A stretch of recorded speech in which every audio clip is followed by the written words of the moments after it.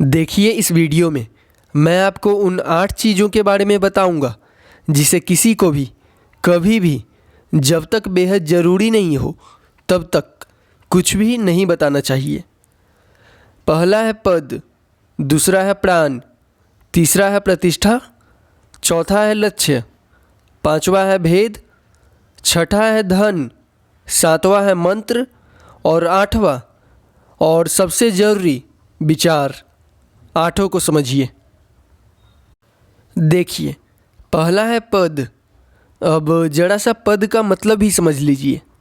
देखिए, आप जो भी काम करते हैं और जिस भी लेवल पर करते हैं उसे पद कहते हैं। जैसे अगर आप एक डॉक्टर हैं और लोगों की हड्डियां जोड़ने का काम करते हैं तो हड्डियां जोड़ना आपके काम की लेवल है और आपका डॉक्टर होना आपका पद है। अब सवाल ये आता है कि आखिर अपने पद को छुपा कर ही क्यों रखना है।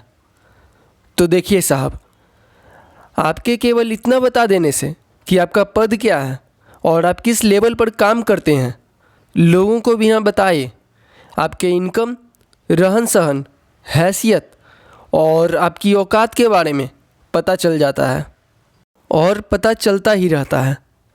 देखिए, 2 चीज़ें आप समझते हैं, अब 2 चीज़ें ज़रा मैं आपको अपनी तरफ से समझा देता हूँ। देखिए, हैसियत और औकात में ज़मीन और आसमान जितना अंतर है। इसको ज़रा ऐसे समझिए।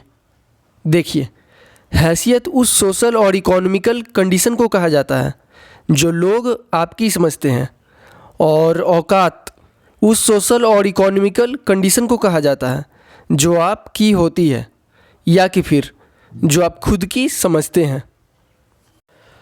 कुल मिलाकर आप इस चीज़ को समझिए कि अगर आप किसी ऊंचे काम को बहुत ही ऊंचे लेवल पर नहीं कर रहे तो आप अपने काम को अपने तक ही सीमित रखिए, ढिंढोरा मत पीटिए।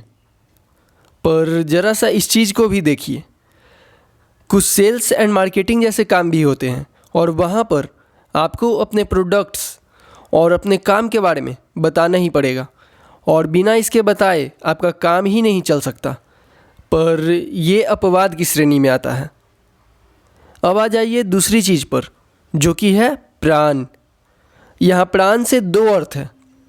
पहली तो आपकी कमजोरियाँ और दूसरी आपकी ताकत। दोनों को समझिए। देखिए, पहली है आपकी कमजोरी, और ये कमजोरी किसी भी रूप में हो सकती है, जैसे धन का न रहना, भावनाओं में बह जाना, ज़्यादा आलसी होना, शारीरिक रूप से अस्वस्थ होना इत्यादि। अब सवाल ये आता है कि साहब, अपनी कमजोरियों को छुपाने की ज़रूरत क्यों है।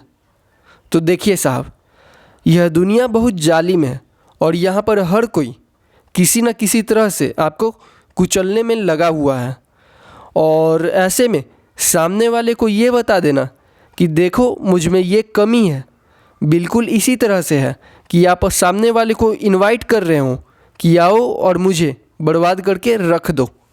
इसीलिए चाहे कुछ भी हो जाए, चाहे सामने वाला कितना भी विश्वास पात्र क्यों न हो, अपनी कमजोरियों को किसी भी कीमत पर किसी को भी नहीं बतानी चाहिए।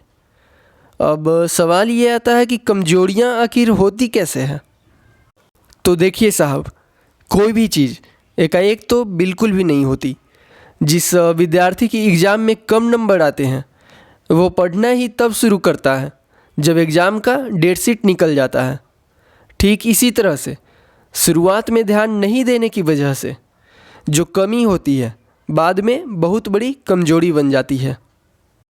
अब सवाल आता है, तो साहब अपनी कमजोरियों को दूर किस तरह से किया जा सकता है। तो देखिए, इसका सीधा सा जवाब ये है कि जिस तरह से धीरे धीरे नहीं ध्यान देने पर कमी कमजोरी में बदल गई, उसी तरह उस कमजोरी पर धीरे धीरे काम करते रहने से एक दिन वो दूर हो जाएगी। इसको ज़रा ऐसे समझिए। देखिए, एक दोहा है, करत करत अभ्यास के जरमती हो सुजान, रसरी आवत जात ते सिल पर पड़त निशान। देखिए साहब, जिस तरह से कुएं पर बार बार पानी निकालने के लिए रस्सी खींचने से पत्थर पर निशान बन जाते हैं, ठीक उसी तरह से अपनी कमजोरियों पर काम करते रहने से एक दिन सभी कमजोरियां धीरे धीरे दूर हो जाती हैं। देखिए, इस चैनल पर एक वीडियो है मानसिक रूप से मजबूत बनने के 5 नियम, ज़रूर देखिएगा। वापस टॉपिक पर आते हैं। सवाल ये आता है कि साहब, कमजोरी तो समझ आती है, पर ताकत को क्यों छुपा कर रखना चाहिए?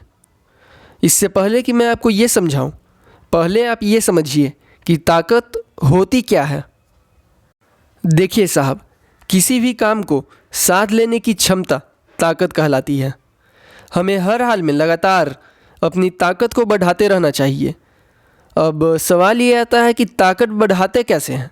तो देखिए, अपने आप को ताकतवर बनाने के लिए 2 चीज़ों को साथ लेना बेहद ही ज़रूरी है। बिना इसके कोई भी इंसान ताकतवर नहीं बन सकता, जिसमें पहला है दंतीकरण और दूसरा है वैजयंतीकरण। दोनों को समझिए। दंतीकरण यानी मन और शरीर से हाथी की तरह शक्तिशाली होना। अब सवाल ये आता है कि मन से शक्तिशाली होने का क्या मतलब है? तो देखिए साहब, जो मन है बहुत ही ज़्यादा चंचल है और इसे काबू करना बेहद ही मुश्किल है। जिसने मन को जीत लिया वह लगभग संसार की सभी वस्तुओं को जीत लिया है। अगर आप मानसिक रूप से मजबूत बनना चाहते हैं तो एक वीडियो है मानसिक रूप से मजबूत बनने के 5 नियम, उस वीडियो को ज़रूर देखिएगा। अब आ जाइए शरीर पर। देखिए, शरीर से शक्तिशाली होना बेहद ही ज़रूरी है। इस चीज़ को ज़रा ऐसे समझिए।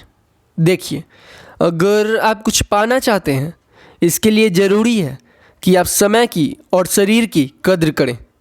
समय की क्यों?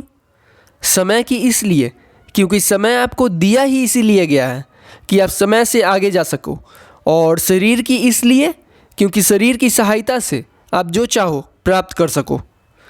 इसीलिए हम सभी का यह परम कर्तव्य है कि हमें अपने शरीर की बल को जहाँ तक हो सके बढ़ाते रहना चाहिए।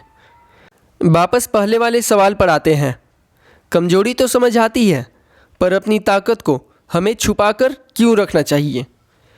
तो इसको ज़रा ऐसे समझिए। देखिए, अपनी शक्ति को छुपा कर रखने से बेवजह का कंपटीशन खड़ा नहीं होता और आपके आसपास के जो लोग होते हैं जलन महसूस नहीं करते। और इसका सबसे बड़ा फ़ायदा ये है कि लोगों से आपके संबंध बहुत अच्छे बनते हैं। अब जरा सा दूसरे वाले को भी समझिए। देखिए, वैजयंतीकरण का सीधा सा मतलब है धन से शक्तिशाली होना, जिसके बारे में मैं आपको डिटेल में आगे बताऊंगा। अब आ जाइए तीसरी चीज़ पर, जो कि है प्रतिष्ठा। अब सवाल ये आता है कि प्रतिष्ठा कहते किसे हैं? देखिए साहब, किसी खास गुण विशेष की वजह से समाज में जो पहचान मिलती है उसे ही प्रतिष्ठा कहते हैं। अब जरा सा इस चीज़ को भी समझिए कि समाज में प्रतिष्ठा बनती कैसे है। देखिए, आपने अपनी ज़िंदगी में कितने लोगों की मदद करी है, आपको कितनी सफलता मिली हुई है, आपका समाज में क्या स्थान है और उस स्थान का कितना स्थायित्व यानी स्टेबिलिटी है। इन्हीं चीज़ों के आधार पर आपकी समाज में प्रतिष्ठा नापी जाती है। अब सवाल ये आता है कि प्रतिष्ठा बनाते कैसे हैं?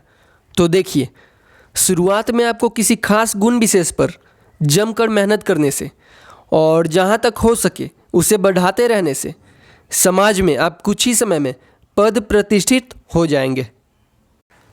अब सवाल ये आता है कि अपनी प्रतिष्ठा को बढ़ाते कैसे हैं? तो देखिए साहब, अगर आप समाज में सफल और प्रतिष्ठित होना चाहते हैं तो इसके लिए बहुत ही ज़्यादा ज़रूरी है कि आपकी अलग अलग क्षेत्र के प्रतिष्ठित और सफल लोगों से जान पहचान होनी चाहिए और जहाँ तक हो सके लोगों की मदद करने की कोशिश करनी चाहिए। देखिए साहब, एक इंसान को चाहिए कि वो हर तरह से अपनी प्रतिष्ठा को छुपाए और जहाँ तक हो सके उसे बढ़ाते रहे और बेहद ज़रूरी होने पर उसका इस्तेमाल करे। अब सवाल ये आता है कि आपको अपनी प्रतिष्ठा छुपा कर क्यों रखनी चाहिए, और आप इस चीज़ को ज़रा एक एग्जाम्पल से समझ कर देख लीजिए। मान लीजिए आपने लोगों से कह रखा है कि ये 1, 2, 3, 4, 5 इस तरह का कोई भी काम हो मुझे बोल देना, मैं करवा सकता हूँ। और अब अगर आपने करा दिया तो आपकी प्रतिष्ठा और फैलेगी, पर अगर नहीं करा पाए तो आपकी प्रतिष्ठा पर प्रश्न चिन्ह लग जाएगा। इसीलिए अपनी प्रतिष्ठा को छुपा कर रखना चाहिए और बेहद ज़रूरी होने पर ही उसका इस्तेमाल करना चाहिए। अब आ जाइए चौथी चीज़ पर, जो कि है लक्ष्य। देखिए, आप जो कुछ भी करना चाहते हैं या कि फिर करने वाले हैं, उसका ढिंढोरा पीटते मत फिरिए, क्योंकि अगर कोई चाहता होगा कि आपका यह काम नहीं हो तो वो आपके काम में अड़ंगा लगा देगा। इसको जरा एक एग्जाम्पल से समझिए। आपने मूवीज़ वगैरह देखी होंगी, उसमें होता ये है कि हीरो की माँ, बहन या कि फिर भाई विलन के सामने जाते हैं और बोल देते हैं कि रुक जाओ, नहीं तो इस बात की कंप्लेन मैं पुलिस में कर दूंगा। और विलन क्या करता है? विलन वो करता है जो कि उचित होता है।